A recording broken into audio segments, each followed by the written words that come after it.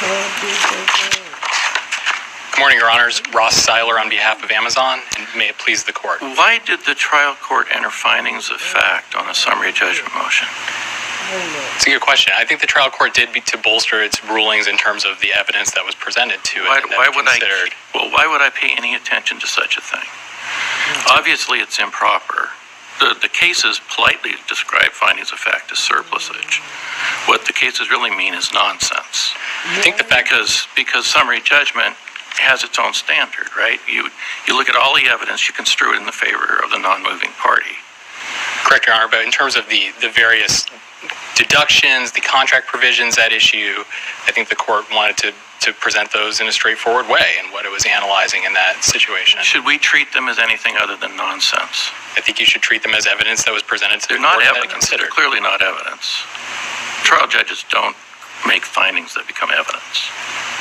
Trial judge, though, is required to lay out what it considered in its ruling. And Not by making a factual finding on summary judgment. And I think the court can consider the entire record that was presented in this case. The court meaning this court? This court, yes. So we do treat it as nonsense. We just ignore it. I don't think you treat it as nonsense. I don't think you have to give it deference, but I think it provides We don't pay any guidance. attention to it whatsoever, do we? It's surplusage. At best, it's surplusage. I think it provides guidance on what the trial court considered in its ruling and the evidence that was presented. It provides guidance when the trial court behaves improperly and resolves factual questions on summary judgment. We should adhere to that guidance. I think if this court is inclined to not treat the trial court's findings with any regard, then the record review. So then where does it put us when on the second summary judgment motion in ruling it referenced its previous findings of fact? So it made a ruling in reliance on something that it never should have done. I think that the trial court was just trying to avoid repetition from its December 2020 ruling on summary judgment.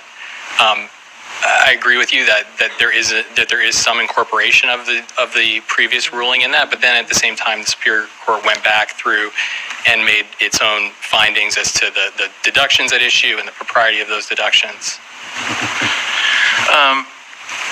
What do you think it means to disregard a piece of evidence because it's self-serving?